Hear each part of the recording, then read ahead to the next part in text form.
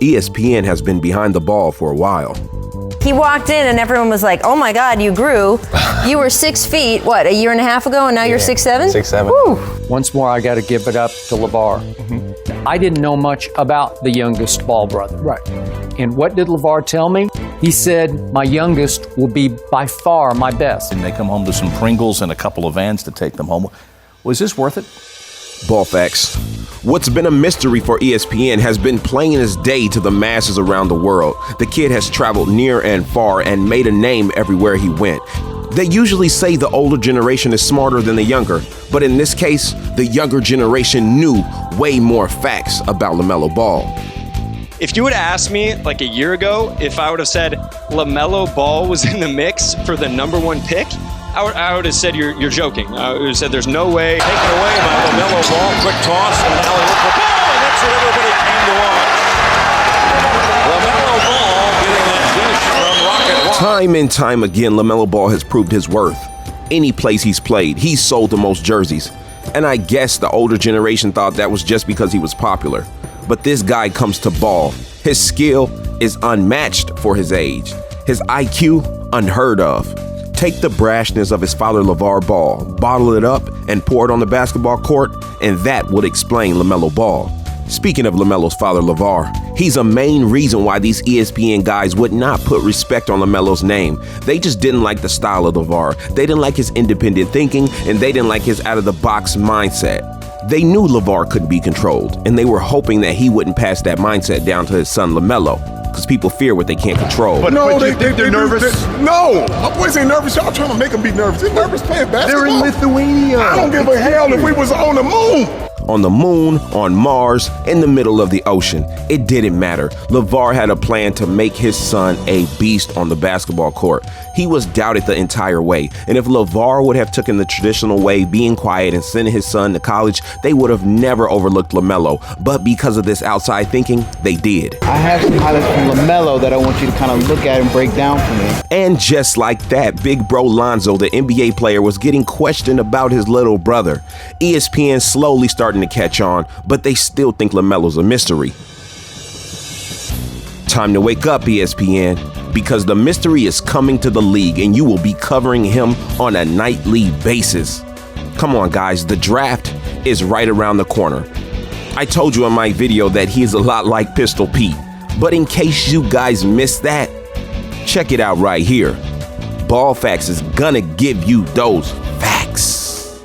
Lamelo Ball is the closest player we've ever seen to Pete Maravich. This generation knows all about Lamelo because for the last 3 years, cameras have followed his every move. But most of this generation doesn't know about the legend Pete Maravich. Known as Pistol Pete, like Lamelo, he was a superstar of his generation and one of the most exciting players in NBA history to watch. These two have some eerie similarities. We're gonna get to their games, but first, let's get into their upbringings. The world knows of LaMelo's dad, LeVar Ball. He's a household name because his presence in the media has been daunting at times.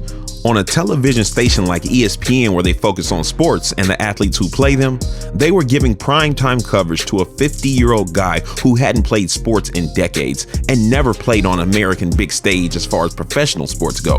It was unheard of, and that's why the world heard it. Now, during LaMelo's father's stint in the media, he revealed things about himself that a lot of the society deemed harmful to his kids. Mr. Ball, you got your boy down here. Well, down where? Well, we usually take him to jail, but he down the street. I said, okay, here I come. I'm gonna beat his ass, because he should be getting arrested, lying, all that stuff. So he back there just shooting jumpers, and he making every one of them. Thinking that would, you take it easy on him? No. I'm very disappointed in you. It's about the childish that you got me on a whole nother zone. I'll tell you your stats so you can see what the hell this is. 2 for 10. 10 turnovers. I don't give a you heard it, seen it, read it, or wrote it down yourself. I'm gonna say them out loud so your ass can hear them again. End of the third quarter, your ass got 8 turnovers. That's what I'm about to say. You don't have no concept of how you're gonna start the game. The game should have been assists. You're not getting no good shots for people. You're worried about what you're doing. The first one, you launch a 40-footer. You terrible, son. I thought you was better than that, man. You think you're bigger than what you are, and you're not. I thought he did a great job as a dad, but most of the media portrayed him as using his kids, living vicariously through them, controlling them, and even abusing them.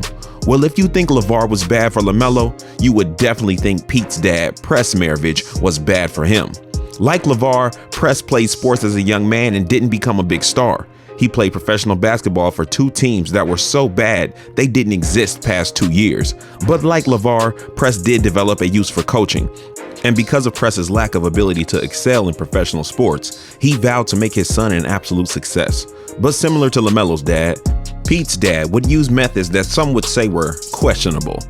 When Pistol was 6 years old, Press put a basketball hoop in the view of a certain window in their house so he could be seen playing basketball outside as his son watched.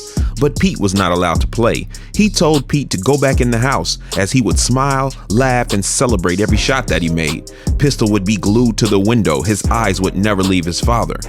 Press's plan was to make basketball look like the most fun and thrilling thing in the world, but tell Pistol he couldn't join in. Press knew that when you tell a child not to do something, they want to do it even more. And this gave Pete Maravich a long love for the game of basketball at a foundational level that would never be removed. When LaMelo Ball was 3 years old, he noticed his 2 older brothers being watched by his mother and father and being praised as they made shots, and naturally he fell right into wanting the same approval. LaMelo and Pistol Pete have a foundational love for the game of basketball to the point where they both couldn't remember a time of life without it. Pistol Pete would grow interest in other sports, but his father Press would sabotage his baseball and football experience by collaborating with his coaches to make sure he would get hurt during their practices. LeVar allowed his sons to try other sports, but put more attention on basketball because when he married LaMelo's mother Tina, he already planned to have a basketball family. So by the time Melo's older brothers tried football and baseball but decided to stick with basketball, LaMelo didn't venture into any other sports. Press Maravich raised Pistol with a mentality where his approval was directly associated with Pete's basketball skill. Pete loved his dad and looked up to him so much and wanted his approval that he started putting an insane amount of work into his basketball skills. At 7 years old, he could be found dribbling and shooting 9 hours in a day, only breaking to eat. He would use his imagination to create impossible dribble moves and spend hours practicing until he could do it. Pete would do trick shots until they became normal shots. He would dribble to school, into the grocery store. People around town began to say, "Here comes Pete and his girlfriend," referring to the basketball. When Pete joined his high school team, every opposing school would just say, "Guard Pete." He was a local sensation in his town, and people were amazed with his skill. In high school, he would average 33 points per game, and there was no three-point line at the time. Pete could shoot anywhere on the court, so if there was a three-point line, he would have had 10 to 15 more points a game. LaMelo Ball was born to a mother and father who played collegiate basketball. This would play a huge role in his upbringing. At 7 years old, he'd be up while the sun was rising, running hills in Chino with his brothers. The run of the litter, he added extra effort to keep up and felt he always had to work harder because he was smaller. When he was in the classroom, he couldn't wait to get back on the court just like Pistol Pete. After school, he went into training mode, doing push-ups, pull-ups, and putting up shots. LaMelo played older competition always and took the AAU circuit by storm, displaying his advanced skills for such a young player. In college, Pistol Pete broke the NCAA record for scoring, and in the NBL, LaMelo broke the record for youngest player to get a triple-double. Clearly way above their competition, the similar way they both played the game of basketball cannot go unnoticed. Both being oversized point guards, they displayed unbelievable dribbling skills. When you combine the hours both of these players put in dribbling before the age of 18, it would most likely be more than a decade. The next impressive attribute that these two share is an uncanny ability to find the open man on the court. Their passing is simply unnatural. Not only is their court vision impressive, but the way they deliver the ball to their teammates is as well. No-look passes are a way of life, and fancy moves before is a must. And finally, the way these two players have an ability to score is not human. If they decided to go a game without passing, they could create their own shot with ease and score a plethora of buckets from all over the court.